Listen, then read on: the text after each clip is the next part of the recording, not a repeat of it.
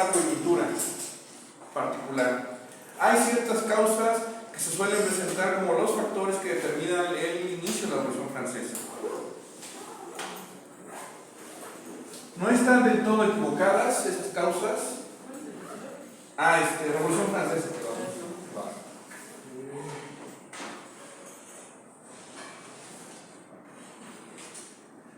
Esas causas no están del todo equivocadas, pero deben ser matizadas. En primer lugar, dentro de las causas está, pues, obviamente el pensamiento ilustrado.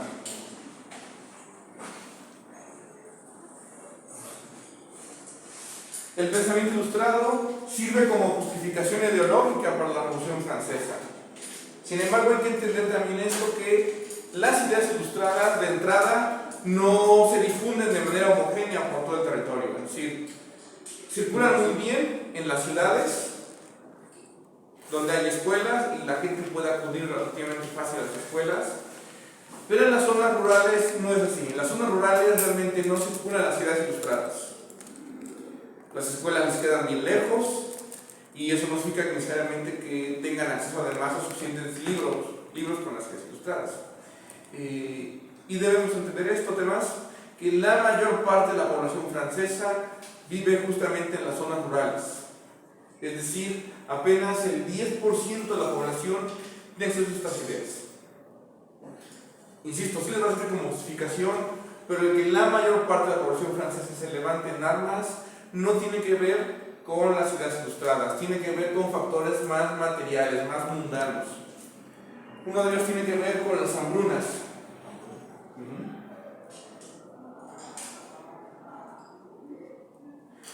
Muchas cosechas se pierden, ya sea por el mal clima o porque simplemente no hay mano de obra para trabajar el campo. Y no hay suficiente mano de obra porque muchos campesinos son reclutados para ir a librar guerras en otras partes del mundo. Entonces, las hambrunas son tan graves que incluso quedan registradas en los cuentos. Cuentos como el de Hansel y Gretel, esta idea de que el padre los tiene que vender porque no tiene para darles de comer, es justamente eso. Esta idea de que la bruja se quiere comer a los niños es también parte de esas hambrunas. Y así buena parte de los cuentos europeos reflejan justamente esa condición. Ahora, este fenómeno de hambrunas y por el cual se van a levantar a los franceses, si bien tiene que ver, también debe quedar claro esto: las hambrunas eran un fenómeno recurrente en Europa, no solamente en Francia, sino en toda Europa. Eran recurrentes y no por eso se levantaban en armas. Adelante. Otro fenómeno que se suele presentar es la desigualdad, sobre todo la desigualdad social. Ya nos acercamos un poquito más, pues tiene que ver con esta idea de que la burguesía pues quiere acceder al poder. ¿Sí? Quiere acceder al poder, o no solamente la burguesía quiere acceder al poder, sino que también la administración de justicia está en buena medida determinada por el estamento al que perteneces. Si perteneces a un determinado estamento, no te puede alcanzar la justicia tan fácilmente. Por ejemplo, si eres por ejemplo, miembro de algún oficio, un oficial como carpintero, por ejemplo, si cometes un delito, pues solamente puedes ser juzgado por otros carpinteros. No si eres militar, si eres sacerdote, etc. Eso genera ciertos espacios de abusos. Si te juzgan tus iguales, ¿cómo te van a encontrar? Normalmente inocente. Y es distinto si te juzgan personas ajenas a tu gremio.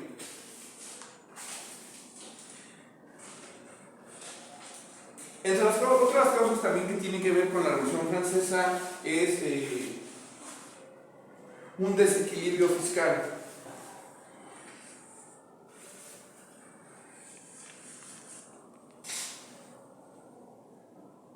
Básicamente, un endeudamiento.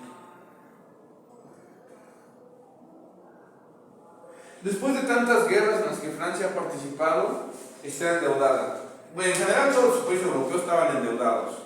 Pero en el caso de Francia, ese nivel de endeudamiento ya había llegado a un nivel de abierto desequilibrio entre el dinero que entraba, era mucho menor al dinero que se gastaba. Y para recuperar ese equilibrio, pues hace falta, ya se suma el nivel de endeudamiento, hace falta cobrar más impuestos.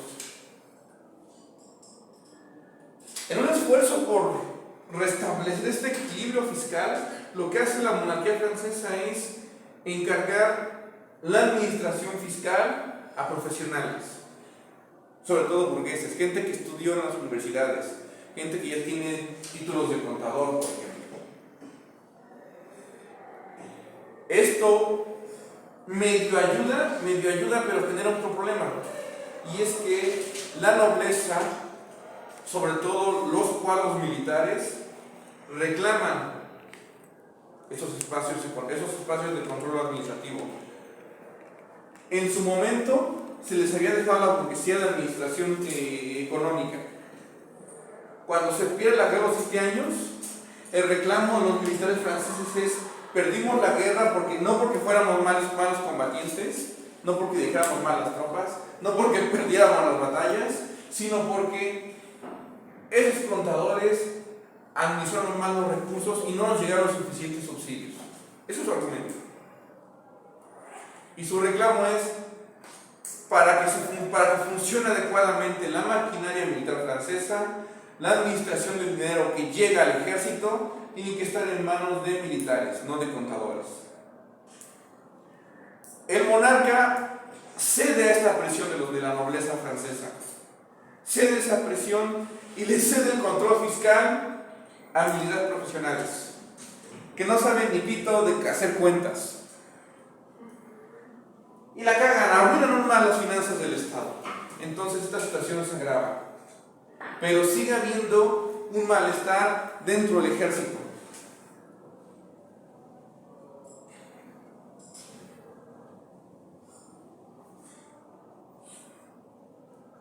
Muchos militares sostienen que buena parte de la culpa de lo que está pasando se debe fundamentalmente a esa burguesía. Y esta va a ser la clave. Porque estos problemas van a ser frecuentes. Esto, y como dijimos, pues involucra a pocas personas. Pero cuando estalle la Revolución Francesa, los militares franceses se van a poner del lado de los revolucionarios. Y esa va a ser la clave para que triunfe. Mientras tanto, el rey, en 1789, convoca a Estados Generales. Los Estados Generales es una asamblea de origen feudal. La última vez que se había reunido había sido en 1614. Una broncota para sacarles dinero. Y por eso fue la última vez que se había convocado. Bueno, son más de 100 años. La intención del rey es, primero, legitimar su posición. No lo va a lograr. Al contrario, no va a hacer nada.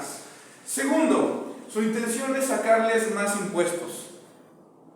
Está consciente de que su convocatoria implica que sí les va a poder cobrar más impuestos, a lo mejor, pero que algo le van a pedir a cambio. Algo van a pedir a cambio del pago de impuestos. ¿Qué va a hacer? No sabe, pero espera conseguir algo en la negociación. Los Estados Generales se integran por 3 estamentos. En primer lugar, la nobleza. Estamentos. La nobleza tiene derecho a nombrar un cierto número de diputados. El número de diputados debe corresponder proporcionalmente al número de nobles. También participa el clero. Misma situación. El clero puede enviar un número proporcional al número de sacerdotes que hay en Francia. Y generales.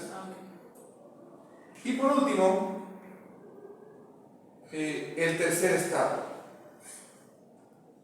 Tercer estado o estado llano también. Es básicamente el integrado por los plebeyos. Por su naturaleza, realmente quienes eran nombrados como diputados eran los miembros de la burguesía. Campesinos no iban, porque era necesario enviar gente lo más preparada posible para que tomara parte de la discusión de la asamblea, que supiera escribir mínimo. y que no se aburriera estando en las sesiones de la asamblea, que podían durar horas estando sentados. Piensen que ustedes, con toda su preparación académica, aún así se aburren en clase. Y solo dura 1 hora, 2 máximo. Con mayor razón a aquellas personas. Entonces enviaban solamente a la burguesía. Pero insisto, representaba a todos los plebeyos. Normalmente, por cada diputado noble había un diputado del clero y un diputado de los plebeyos. Normalmente había sido así. Sin embargo, para 1789, la población es tal que logran enviar muchos más diputados los miembros del tercer estado. Y superan en número a estos 2 puntos. Y cuando se dan cuenta de esta situación, hay un reclamo de parte de todo el mundo. La nobleza y el clero reclaman que los números del tercer estado están inflados y que tendrían que eliminarse algunos representantes en la diputación, en la asamblea. El tercer estado, por su parte, reclama que representa a la mayoría de la población francesa. No se ponen de acuerdo y el tercer estado se separa de los estados generales. Se largan, tal cual, abandonan la asamblea. Pero no la abandonan así sin más, sino que al hacerlo crean su propia asamblea. Y deriva a la creación de la Asamblea Nacional.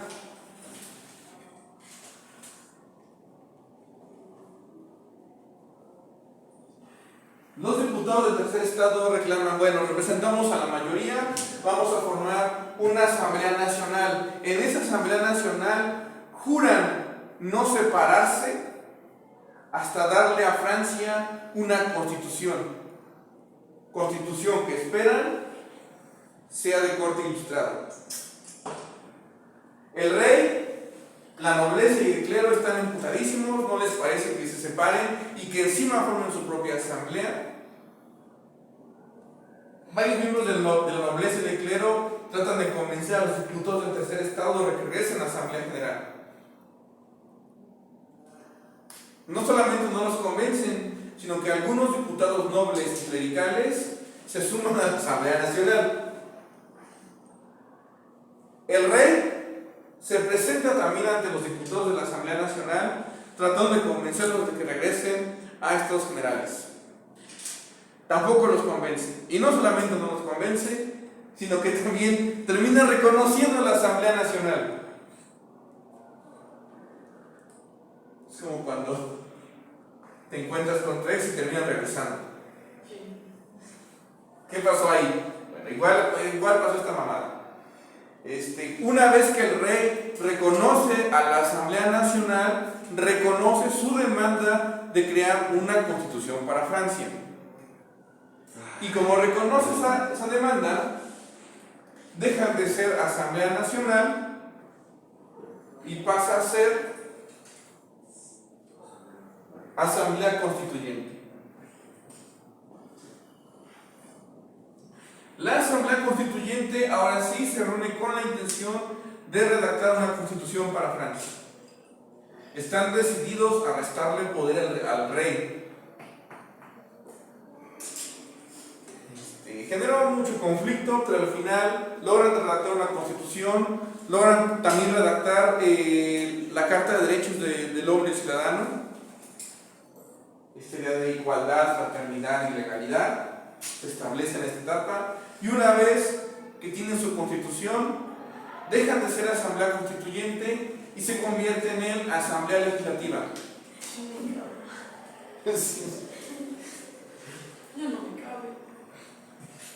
¿Qué pasó ahí?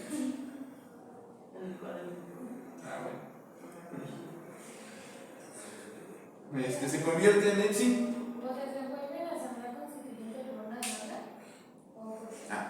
Primero, cuando abandonan el tercer estado, pasan a la Asamblea Nacional. Ahí su demanda es una constitución. Cuando el rey reconoce la demanda, pasa a ser Asamblea Constituyente. Durante la etapa de Asamblea Constituyente empiezan la redacción de la Constitución y de otros documentos. Una vez que ya tienen la Constitución redactada y aprobada, se convierten en la Asamblea Legislativa. Su función, por eso es legislativa, su función ahora es hacer valer la Constitución francesa. En esta etapa, sin embargo, ocurren varios conflictos, entre ellos Francia entra en guerra con otros países. Entra en guerra principalmente con Prusia y con Austria. ¿Entra en qué cosa? En guerra con Prusia y con Austria. Entran en guerra, la situación se complica porque ven a Austria y a Prusia como unas amenazas para la Revolución Francesa y para el gobierno que está surgiendo de ella.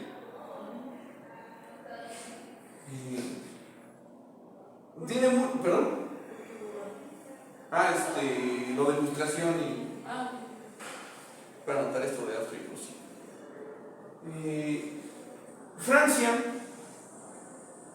además de que tiene problemas externos, tiene problemas internos, porque aunque varios nobles y sacerdotes se unieron a la Asamblea Nacional y ahora forman parte de la Asamblea Legislativa, varios nobles reclaman porque han perdido privilegios por la Constitución. La Constitución establece ahora que todos los ciudadanos son iguales ante la ley, sin importar si eres noble o plebeyo. Y esto molesta a muchos nobles, pierden sus privilegios. También molesta a muchos sacerdotes porque la Constitución también establece que el Estado es un Estado laico. Y no se queda ahí, sino que además expropia los bienes de la Iglesia. Las propiedades de la Iglesia pasan a ser propiedad del Estado, propiedad de la nación, y muchos sacerdotes les molesta. Entonces ya empiezan tanto la nobleza como el clero a buscar levantar a la gente en armas en contra de la Asamblea Legislativa.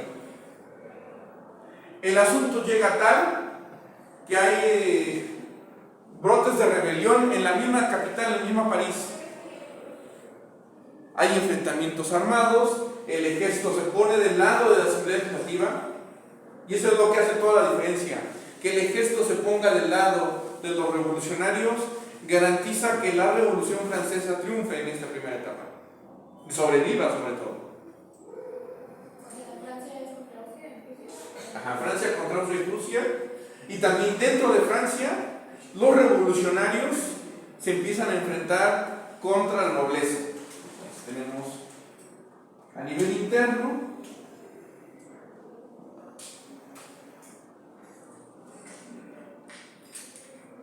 contra el clero y la nobleza. Y empiezan a aparecer dentro de Francia múltiples tendencias. Lo que conocemos como de izquierda, de centro y de derecha. Las tendencias de derecha tienen mucho que ver con el clero y la nobleza. Hay revolucionarios, o más bien, o incluso que no son revolucionarios, sobre todo algunos diputados del clero y de la nobleza, que son más bien de centro, es decir, ni tan para acá ni tan para allá. Busca llegar a una conciliación, a un acuerdo, y revolucionarios que son de izquierda. Pero incluso los revolucionarios hay unos que son más radicales que otros. Y uno de esos grupos más radicales son los que toman el poder más adelante. Cuando el rey ve que hay una facción que está en contra de la Revolución Francesa, el rey decide que hay que apoyarla. Pero como ven que el ejército no está de su lado, el rey lo que opta es apoyarse en Austria. ¿Por qué hace esto el rey? El rey de Francia estaba casado con la hija del emperador austriaco. Confiaba en que su suegro lo respaldaría en su lucha. Pero para el rey de Francia significa aliarse en ese momento con un enemigo de Francia. Igual lo intenta, se escapa de París, intenta llegar a la frontera, encontrarse con las tropas austríacas, pero en el camino lo reconocen por dos razones. La primera, ¿cómo? La moneda. Lo reconocen porque en los francos viene la cara del rey. Por si eso no hubiera sido suficiente, durante todo el camino estuvo fanfarroneando con que era el rey. Y tenía, no, sí que hablando, ¿verdad? Perfecto. Y tenía que pasar de incógnito. Iba faroleando el cabrón, pues obviamente lo iban a reconocer. Lo arrestan a él y a su esposa y a toda su familia. Los llevan a París. En París los juzgan. Pero, dado que la situación se ha volcado, se ha radicalizado por el intento del rey de escaparse, la facción más radical de la Revolución Francesa asume el control. Y entonces desaparece la Asamblea Legislativa. Deciden, ¿saben qué? Hay que cancelar los derechos fundamentales, la nación francesa está en riesgo. Tenemos que poner un gobierno de emergencia. Y ese gobierno de emergencia se va a llamar el Directorio.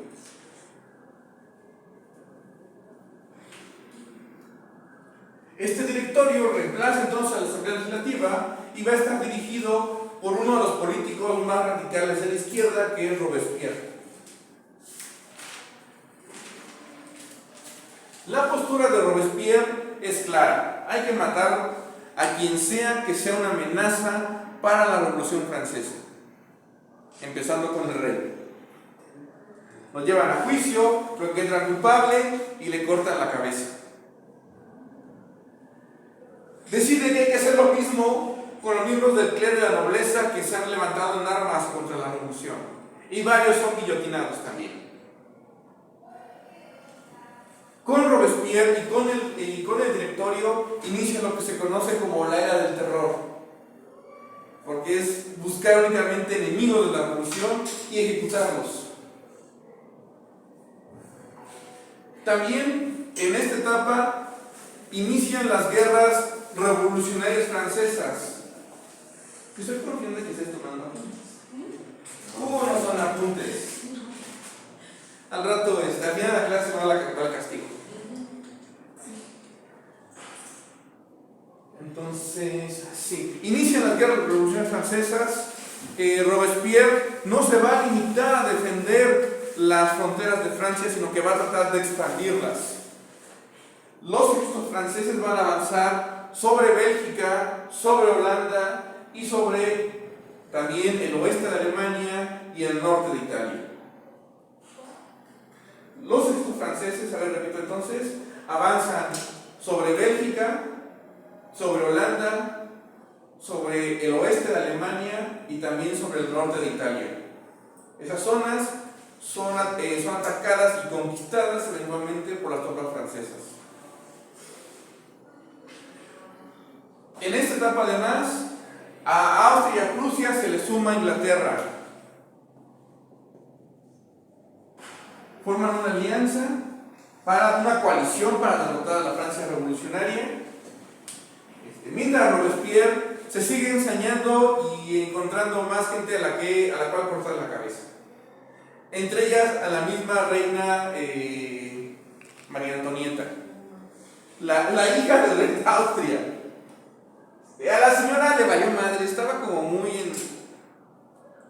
fuera de sí, como que no entendía la realidad, como que ella sentía que la gente tenía la obligación de servirla. Se portó bien altiva, por no decir despectiva, en el juicio que se fue en su contra. ¿Era la que le quitaba los papeles? Sí. Sí, estaba totalmente desubicada la señora, la realidad. También le cortan la cabeza, vale madre a la señora. Y pues esto enardece más a la posición austríaca, de que ya le mataron a su hija. El problema con Robespierre es que por algo se le llama el periodo del terror. No solamente se encargaron de guillotinar al clero, a la nobleza y al rey, sino que también se lanzaron sobre gente que no tenía. Es que además se ve bien obvia. Además se ve bien obvia lo que primero con esto para que no se note. Al final también.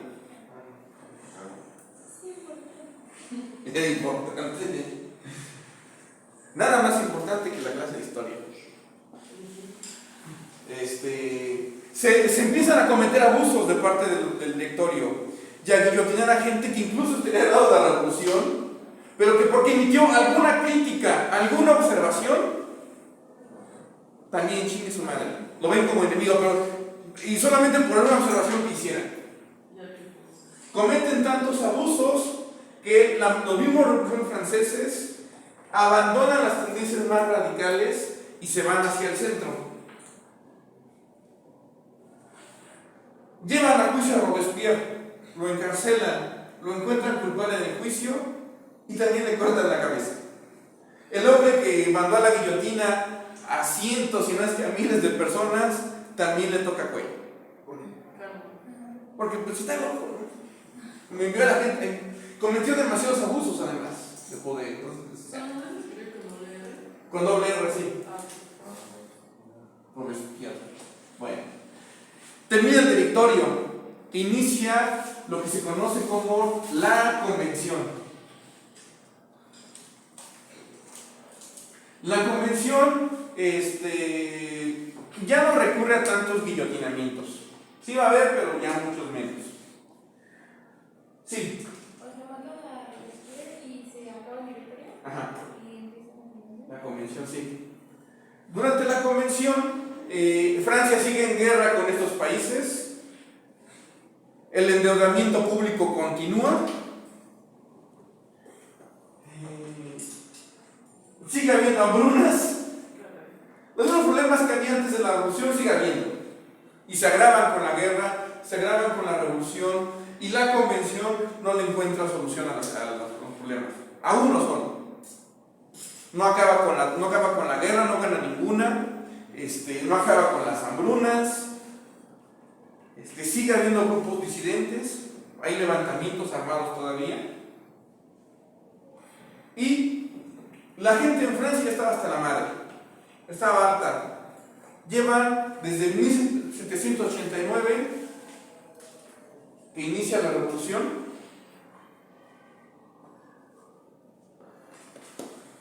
hasta 1798 más o menos, 98 o 99.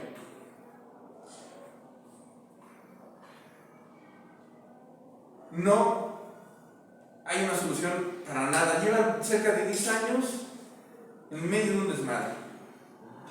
La gente estaba harta, la gente buscaba a alguien con la fuerza suficiente para poner orden. Como le hiciera, pero que pusiera orden. Ese hombre va a terminar siendo Napoleón, quien dé un golpe de estado contra la convención. La mayor parte de la población francesa lo va a apoyar. Habrá grupos que no, sobre todo derecha, pero va a ser Napoleón quien por fin ponga orden, excepto en un aspecto, en las guerras. Sí va a ganar guerras, pero así como las gana va a iniciar nuevas. Entonces, ahora, antes de pasar a las guerras napoleónicas, la Revolución Francesa da pie para una serie de transiciones. Antes se tenían puros súbditos. Con la Revolución Francesa ya no se tienen súbditos, sino que se tienen ciudadanos. Esto implica una diferencia abismal de a quién le rindes lealtad. El súbdito le es leal al rey. El ciudadano le es leal a la Constitución, a las leyes, no a un individuo concreto, sino y cuando mucho a individuos que les son leales a un documento escrito. Y en última instancia no es que les sea leal a la persona que sea leal al documento, sino que es leal al documento vía el individuo. Sean gobernadores, sean presidentes, emperadores, lo que sea. Pero aquí ya la cuestión es, le eres leal no a una persona que tiene defectos y que puede también tener virtudes, y que cambia de generación en generación, sino que es leal, insisto, a la Constitución y es al que en principio no cambia. El ciudadano. La otra diferencia es que aquí los súbditos sí tenían derechos, pero eran derechos colectivos. El súbdito tiene derechos a los que tiene acceso en tanto que forma parte del clero, de la nobleza, de la burguesía, etc. Solo en esa medida. Y en ese sentido, cada grupo tenía derechos distintos. No había igualdad de derechos. Con la Revolución Francesa, los derechos se vuelven derechos individuales. Ahora sí, en lugar de que haya derechos colectivos y por lo tanto distintos para cada grupo, los derechos son los mismos para todo el mundo, sin importar su origen. Y significa también que los derechos son individuales. Y así queda plasmado en la Constitución. Individuales, necesito que me está faltando algo. Bueno, es básicamente lo esencial. ¿Hasta aquí tiene alguna duda? Este fenómeno se va a repetir en toda Europa una vez que sea conquistada por Francia. Van a pasar de súbditos a ciudadanos, de derechos colectivos a derechos individuales. Cuando fracase Napoleón en sus guerras napoleónicas, se va a perder buena parte de esto, pero lo van a intentar recuperar y lo van a conseguir. Pero para eso ya va a ocurrir hasta el siglo XIX. Si ya no hay más dudas, son libres. Perfecto.